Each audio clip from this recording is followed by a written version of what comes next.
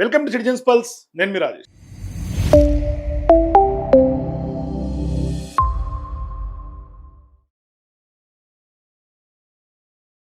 బండి సంజయ్ గారి యొక్క కుమారుడి వ్యవహారం గత 2 రోజులుగా తెలంగాణ రాష్ట్రాన్ని షేక్ చేస్తూ ఉంది.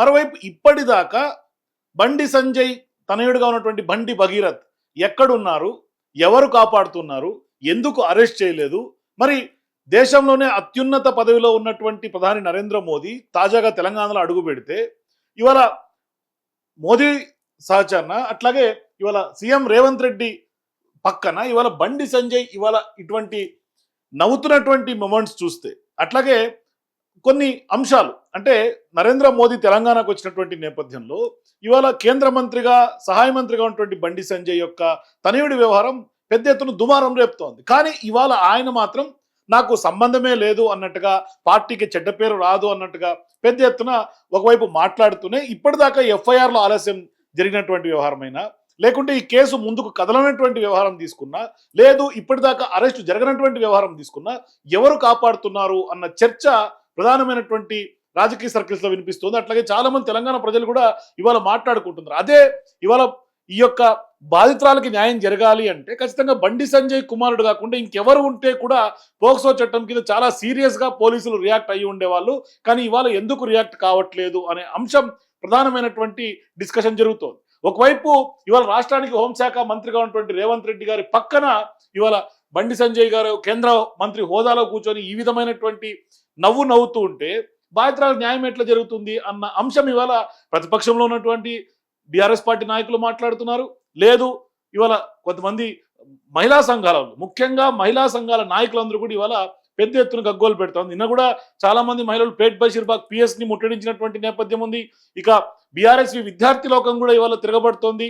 మరోవైపు రేవంత్ రెడ్డి గారు ఇవాళ హోంశాఖ మంత్రిగా ఉన్నటువంటి నేపథ్యంలో మరి బాధితురాలకి న్యాయం ఎట్లా జరుగుతుంది అని, ఎందుకంటే గతంలో సీఎం రేవంత్ రెడ్డి గారు మాట్లాడినటువంటి మాటలు, బండి సంజయ్ గారు మాట్లాడినటువంటి మాటలు, అప్పుడు గత ప్రభుత్వంలో ఉన్నప్పుడు గతంలో జరిగినటువంటి అనేక కేసుల వ్యవహారంలో ఎందుకు ఆనాడు ప్రభుత్వం స్పందించలేదు, సీఎం ఎందుకు స్పందించలేదు, ఇటువంటి మాట్లాడినటువంటి అప్పటి పిసిసి అధ్యక్షుడు ఉన్నటువంటి రేవంత్ రెడ్డి గారు ఇవాళ అందరూ కూడా క్వశ్చన్ చేస్తున్నారు రేవంత్ రెడ్డి గారు ఎందుకు ఇవాళ ఇప్పటిదాకా చర్యలు తీసుకోవట్లేదు అని. ఇప్పుడే కొద్దిసేపటి క్రితమే వచ్చినటువంటి సమాచారం ప్రకారం రేవంత్ రెడ్డి గారు రెస్పాండ్ అయినట్టుగా పోలీసులకు విచారణ జరపాలని ఆదేశాలు ఇచ్చింది తప్పితే ఎక్కడ కూడా కఠిన చర్యలు తీసుకోవాలి, బాధితులకు న్యాయం జరగాలి, లేదు అంటే అరెస్ట్ చేయాలి, ఇటువంటివి ఏమీ చెప్పలా. తక్షణమే విచారణ జరపండి అంటే విచారణ జరపడానికి, ఎఫ్ఐఆర్ నమోదు అవడానికి, వీటన్నిటికీ కూడా ఇవాళ రేవంత్ రెడ్డి గారి యొక్క గైడ్ లైన్స్ లో జరుగుతున్నట్టుగా కనిపిస్తుంది. సాక్షాత్ ఇవాళ రాష్ట్రానికి హోంశాఖ మంత్రి, ముఖ్యమంత్రి ఆయన పక్కలోనే ఇవాళ ఎవరైతే బాధితురాలి యొక్క తల్లి లేకుంటే బాధితురాలు ఇచ్చినటువంటి కంప్లైంట్ బేస్ చేసుకుని ఇవాళ బండి సంజయ్ గారు వీళ్ళిద్దరు ఇట్లా పక్క పక్కన కూర్చుంటే ఒకవైపు ఏమో కేంద్ర మంత్రి, ఒక ఆయనేమో రాష్ట్ర ముఖ్యమంత్రి, ఇంకొక ఆయన నరేంద్ర మోదీ గారు. మరి బాధితురాలకు న్యాయం ఎట్లా జరుగుతుంది, ప్రజల్లో నమ్మకం ఎట్లా వస్తుంది? ఇటువంటి సెక్షన్లు ఎన్ని ఉన్నా, చట్టాలు ఎన్ని ఉన్నా, మరి మంత్రి గారి కొడుకు ఒక చట్టమో లేదంటే సామాన్య జనానికి ఒక చట్టం ఉండదు కదా, చట్టం అందరికీ సమానమే కదా. మరి ఎందుకు ఇంత తాత్సారం జరుగుతుంది వ్యవహారంలో?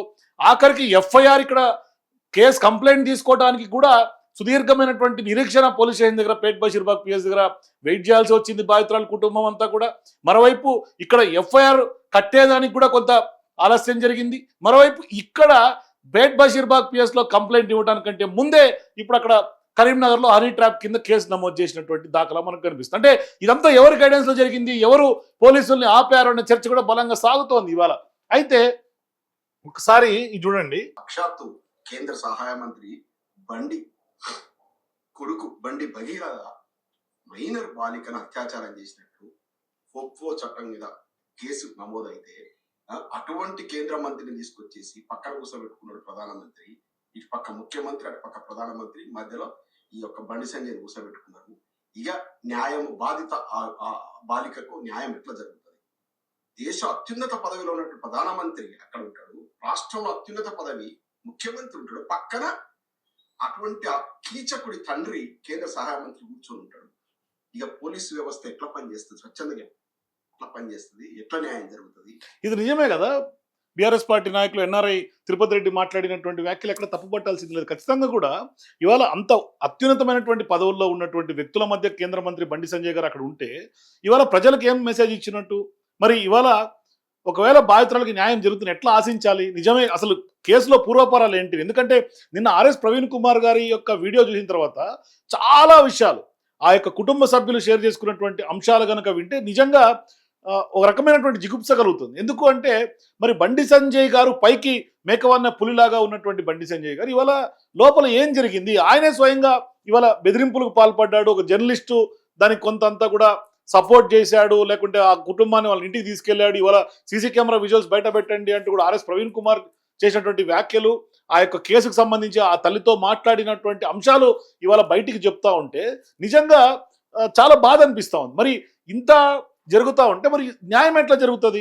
ఇది కదా ప్రధానమైనటువంటి ప్రశ్న. ఇవాళ రేవంత్ రెడ్డి గారు కూడా దీని మీద చాలా సీరియస్గా స్ట్రింజెంట్గా రియాక్ట్ అవ్వాల్సినటువంటి అవసరం ఉంది. ఎందుకంటే రేవంత్ రెడ్డి గారు గతంలో చేసినటువంటి వ్యాఖ్యలకి ఇప్పుడు ఆయన చేస్తున్నటువంటి చేతలకు కూడా ఖచ్చితంగా కోరిలేటెడ్గా ఉండాల్సినటువంటి అవసరం ఉంది. లేదు అంటే ఖచ్చితంగా బండి సంజయ్ గారి యొక్క కొడుకు విషయంలో స్పష్టంగా ఈ ప్రభుత్వం పూర్తి స్థాయిలో అప్రతిష్ట పాలయ్యే అవకాశాలు ఉన్నాయి. ఎందుకు అంటే ఒకరికొక రూల్ కాదు కదా, rule is rule, rule for all కదా. మరి అటువంటిప్పుడు రేవంత్ రెడ్డి గారు ఎందుకు బండి సంజయ్ కుమారుడిని కాపాడుతూ ఉన్నారు? హోంశాఖ మంత్రి కూడా ఆయనే కదా. మరి అందుకనే ఇవాళ ఖచ్చితంగా చర్య కనుక తీసుకోకపోయినా, ఆలస్యం జరిగినా, అరెస్ట్ కాకపోయినా ఖచ్చితంగా ఇవాళ అపవాదం ఎవరికి వస్తుంది అంటే రేవంత్ రెడ్డి ప్రభుత్వానికి ఖచ్చితంగా వచ్చే అవకాశాలు ఉన్నాయి.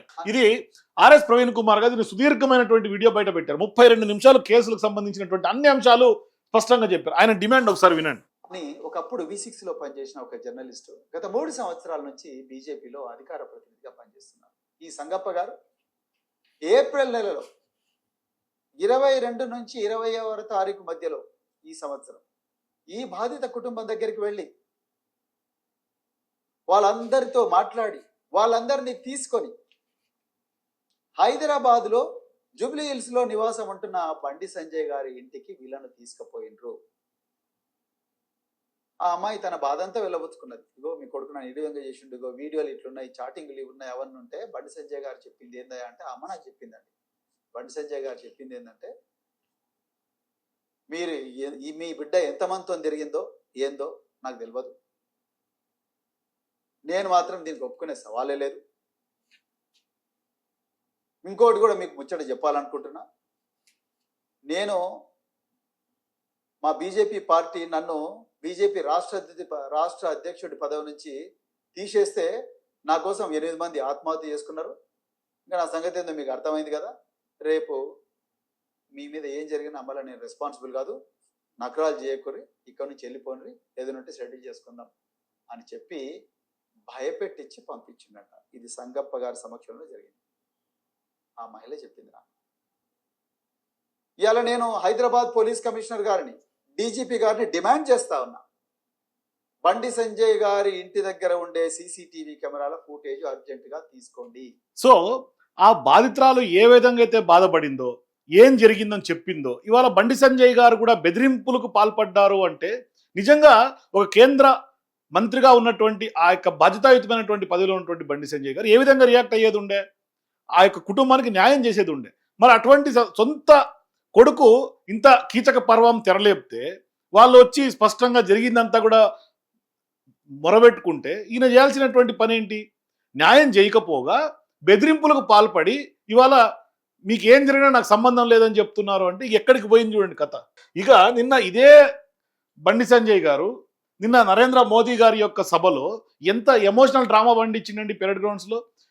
నేను ఏ తప్పు చేయలే, నేను పార్టీకి చెడ్డ పేరు తీసుకురాను అని నా మీద కుట్రలు వన్నుతున్నారు అని చెప్పి ఆయన మాట్లాడినటువంటి మాటలు వినండి ఒకసారి. ఈరోజు కూడా పార్టీ తలవంచుకునే పని చేయరన్నా, ఇలా పార్టీ కోసం పనిచేస్తాం మేమందరం కూడా. ప్రతి భారతీయ జనతా పార్టీ కార్యకర్త జై శ్రీరామ్, భారత్ మాతాకి జై అని, నేను భారతీయ జనతా పార్టీ కార్యకర్తలని చెప్పి తలెత్తుకొని సగర్వంగా తలెత్తుకునే విధంగా పనిచేస్తుంది తప్ప పార్టీకి తల వంచే పని చేయరన్నా. చాతగాని మూర్ఖులు, ధైర్యంగా రాజకీయంగా ఎదుర్కోలేని దద్దమ్మలు ఇలా ఏదో చేసి బండి సంజయ్ గాని భారతీయ జనతా పార్టీని ఇబ్బంది పడితే నేను ఫామ్ హౌస్ లో ఎలుకను కాదన్నా. కాదు, కొందరు మూర్ఖులు ఇట్లా ఏదేదో చేసి ఏదేదో ఏం చేసిండ్రు, ఎవరు చేసిండ్రు ఏదేదో అంటే మీ అబ్బాయి బండి భగీరథ్ చేసిండు. ఎందుకంటే ఇవాళ అన్ని ఆధారాలు ఉన్నాయి. ఏమి ఇక్కడ ఎవరు ఏమి గాల్లో ఏమి ఇట్లా సృష్టించి ఏమి తెర ముందు పెట్టట్లా. ఇదంతా ఏ సృష్టి ఏం కాదు. క్లియర్ కట్గా చాటింగ్స్ ఉన్నాయి. ఆయన యొక్క వీడియోలు ఇవాళ సోషల్ మీడియాలో నెట్టింట్లో తిరుగుతూ ఉన్నాయి. అన్నీ కూడా విద్యార్థుల మీద దాడులు చేసినటువంటి వీడియోలు కానీ దాని మీద ఎట్లా సమర్థించడం మనం గతంలో చూసినాం. ఆ వీడియోలు తిరుగుతూ ఉన్నాయి. ఇవాళ ఆ యొక్క అమ్మాయితో తిరిగినటువంటి ఫోటోలు తిరుగుతూ ఉన్నాయి, చాటింగ్లు తిరుగుతూ ఉన్నాయి, స్నాప్చాట్స్ లీక్ అయినాయి. ఇన్ని లీక్ అయ్యి సోషల్ మీడియాలో తిరుగుతూ ఉంటే ఆ యొక్క అబ్బాయి యొక్క ఆడియో తిరుగుతూ ఉంది. ఇక అది చేసి ఇది చేసి ఎవరికి ఏం అవసరం, ఏ మూర్ఖులు చేసిండ్రు? ఇక మీరు చేసి మీ యొక్క అంశాల్ని దాచిపెట్టుకునే క్రమంలో లేకుంటే కొంత కాపాడుకునే ప్రయత్నం చేస్తూ పార్టీకి అంటగట్ట అంటే నా మీద పార్టీ మీద కుట్రలు పడితే మేము పార్టీకి లాయల్గా ఉంటామని చెప్తున్నా. కామోల్లో ఎరకని కాదన్నా, నేను నా అయ్య పేరు చెప్పి రాజకీయాలు రాలేదన్నా, నా తాత పేరు చెప్పి రాజకీయాలు రాలేదన్నా, ఏదో జెండా పెట్టి ఎత్తే రాలేదన్నా. నేను కాషాయపు జెండాను కమలపు జెండాను భుజం మీద మోసుకొని సామాన్య కార్యకర్తగా నా రాజకీయం ప్రారంభించి ఒక రాష్ట్రీయ స్వయం సేవగా ఒక ఏబీవీపీ కార్యకర్తగా ఒక యువమోర్చా కార్యకర్తగా ఒక నరేంద్ర మోడీ శిష్యుడిగా భారతీయ జనతా పార్టీ కార్యకర్తగా పనిచేస్తున్నప్ప అంటే ఏంటి ఎంత ఎమోషనల్ అయ్యి కళ్ళలో నీళ్లు పెట్టుకుని డ్రామా పండిస్తున్నారు బండి సంజయ్ గారు. ఇవాళ కార్యకర్తగా వచ్చినా ఏబీవీపీగా వచ్చినా కర్ర మోసి వచ్చినా లేకుంటే నేను ఇంత కట్టర్ కాషాయం అని చెప్తున్నా. అంటే కట్టర్ కాషాయం అంటే దాడులు చేసేది మీ సంస్కృత? ఒక్క మాట అడుగుతున్న స్ట్రైట్గా, దాడులు చేయటం మీ సంస్కృత? గతంలో మీ యొక్క తీరుని ఎండగడితే మీ వ్యవహారాలని బయట పెడితే ఒక జర్నలిస్ట్ మీద దాడులు చేసిండ్రు, అది మీ యొక్క మనుషులు కాదా? తర్వాత జరిగినటువంటి పరిణామాలు నిన్న 2 రోజుల క్రితం హుజూర్బాద్ నిన్న 2 రోజుల క్రితం బీఆర్ఎస్ పార్టీ ఎమ్మెల్యేగా ఉన్నటువంటి పాడి కౌశిక్ రెడ్డి మీద దాడులు చేసింది ఎవరు? మీ యొక్క వర్గీయులు కాదా కరీంనగర్లో?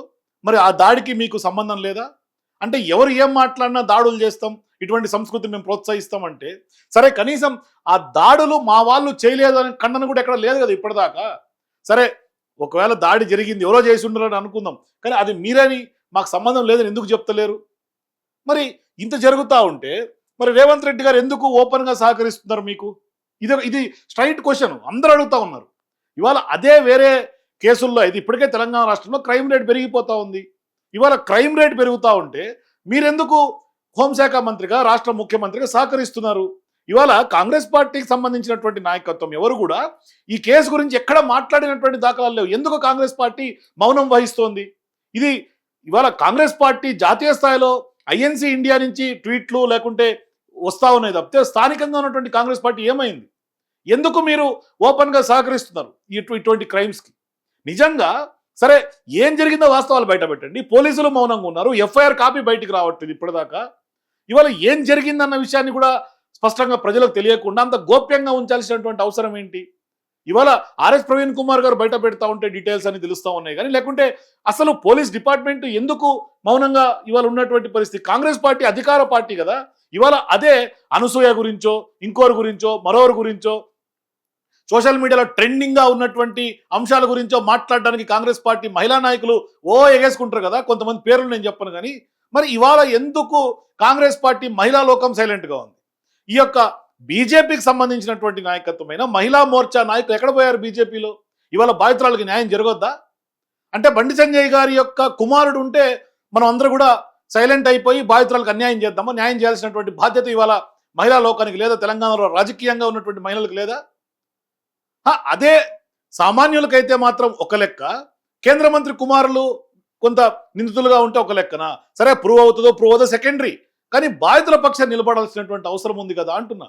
ఇవాళ జాతీయ స్థాయిలో కాంగ్రెస్ పార్టీ నాయకులు మాట్లాడుతున్నా లేకుంటే వాళ్ళు ట్వీట్స్ చేస్తుంటే స్థానికంగా ఉన్నటువంటి కాంగ్రెస్ పార్టీ ఏమైపోయింది? ఎందుకు సహకరిస్తున్నారు? ఇది రాజకీయ యుద్ధం కాదే. ఇవాళ రాజకీయాలు చేయాల్సినటువంటి అవసరం లేదే. ఆ బాలిక మీద రాజకీయం ఎందుకు? ఇది రాజకీయ కోణంలో చూడాల్సినటువంటి అవసరం లేదు. ఇవాళ బండి సంజయ్ గారికి ఆయన యొక్క రాజకీయానికో లేకుంటే ఇక్కడ ఉన్నటువంటి దానికో కాదు, అక్కడ బాధితుల పక్షాలు నిలబడాల్సినటువంటి అవసరం ఉంది. మరి కాంగ్రెస్ పార్టీ ఈ విధంగా వ్యవహరిస్తుంది, ముఖ్యమంత్రి ఆ విధంగా వ్యవహరిస్తున్నాడు, బీజేపీ పార్టీ అసలు నిమ్మకు నీరెత్తినట్టుగా ఉంది. చిన్న చిన్న విషయాలకు కూడా బయటకు వచ్చి మాట్లాడే బీజేపీ కార్పొరేటర్లు, మహిళా కార్పొరేటర్లు ఏమైపోయారు? ఇవాళ రేవంత్ రెడ్డి గారు గతంలో రీసెంట్గానే చేసినటువంటి స్టేట్మెంట్స్ సందర్భంగా చెప్పాల్సినటువంటి అవసరం ఉంది. చిన్న పిల్లల మీద దాడులు చేస్తున్నారు. కఠినంగా ఎంత పెద్దవారు ఉన్నా వదలకుంటూ వాళ్ళు ప్రజాప్రతినిధులా లేకపోతే వాళ్ళు పెద్ద పెద్ద సెలబ్రిటీసా, వాళ్ళ స్టేటస్ చూడట్లేదు. మేము వాళ్ళు ఏ హోదాలో ఉన్నారని చూస్తలేము.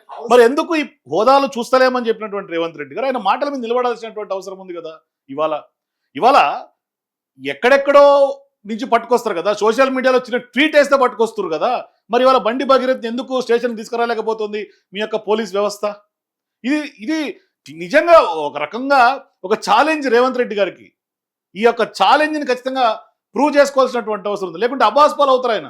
ఎందుకంటే చెప్పే మాటలకి చేసే పనులకి పొందన లేకుండా పోతే ఇది చాలా ఇబ్బందులకి భవిష్యత్తులో ప్రజలు ఎవరేంటి, ఎవరితో ఉన్నారు, ఎవరు ఏం చేస్తున్నారు అని ప్రజలకు అందరికీ అర్థమయ్యే అవకాశాలు ఉన్నాయి. అందరికి తెలుసు కూడా వాస్తవానికి. కఠినంగా వివరిద్దాం. ఎంత పెద్ద సెలబ్రిటీ ఇందులో ఉంటే అంత ఫాస్ట్ గా రీచ్ అవ్వండి, తీసుకొచ్చి చెర్లపల్లెనో చెంచల్గూడలో కూర్చోబెట్టింది. ఎక్కడ ఫాస్ట్ గా రియాక్ట్ అయినరు సార్ రేవంత్ రెడ్డి గారు? మీరు మాట్లాడినటువంటి మాటలకి ఇవాళ జరుగుతున్నటువంటి తతంగానికి ఎక్కడన్నా సంబంధం పోలిక ఉందా? మరి ఎందుకు ఇవాళ మీ పోలీస్ వ్యవస్థ ఏమైంది? ఎందుకు ఇవాళ ఎఫ్ఐఆర్ కాపీ కూడా బయటికి రాలేదు కదా? ఆ ఎఫ్ఐఆర్ కాపీలో బాధితురాలు ఇచ్చినటువంటి కంప్లైంట్ లో ఏముందనే అంశాలు కూడా ఇవాళ ప్రజలకు తెలియదే. ఇంత గోప్యంగా ఉంచాల్సినటువంటి అవసరం ఏంటి? మీద కేసు కట్టి లోపలనే ఉంచండి, సంవత్సరం వరకు బయటకు వెళ్ళకుండా. అప్పుడు ఈ సమాజంలో ఒక బాధ్యత వస్తుంది, భయం వస్తుంది. బాధ్యతనే ఉండాలి, బాధ్యత లేని భయపెట్టైనా మీరు కంట్రోల్ చేయాలి. భయము బాధ్యత లేనప్పుడు విచ్చలవిడితనం వస్తుంది. ఈ విచ్చలవిడితనాన్ని ప్రభుత్వం సహించదు. చిన్న పిల్లల మీద దాడులు చేస్తుంది. సో చూద్దాం. ఇప్పుడు రేవంత్ రెడ్డి గారు అయితే రెస్పాండ్ అయ్యిండ్రట. సివి ఆనంద్ గారు కూడా ఆయన కొత్తగా మొన్ననే డీజీపీగా బాధ్యత తీసుకున్న తర్వాత చాలా స్ట్రిక్ట్ గా ఉంటాం మహిళల పట్ల అని ఆయన కూడా చెప్పారు. సో చూద్దాం మరి ఆయన చెప్పినటువంటి స్టేట్మెంట్స్ ఆధారితంగా ఏం జరుగుతుంది భవిష్యత్తులో. మరి ఎందుకంటే 2 రోజులు తాత్సారం జరిగింది, సరే మోదీ టూర్ అయిపోయింది. టూర్ అయిపోయిన తర్వాత కొంత కఠినంగా ఉంటామని కొంత బయటికి సమాచారం వస్తున్నట్టుగా కొంత ప్రచారం జరుగుతోంది. మరి ఆ దిశగా రేవంత్ రెడ్డి గారు ఇప్పటికైనా యాక్ట్ చేస్తారా, లేదంటే కనుక సహకరిస్తారా, ఏం జరుగుతుంది అనేది వెయిట్ చేసి చూద్దాం. మొత్తం మీద బండి భగీరథ్ విషయంలో ఏం జరగబోతోంది మీరు కూడా మీ కింద నాకు కామెంట్స్ చెప్పండి. For more videos please watch citizens pulse.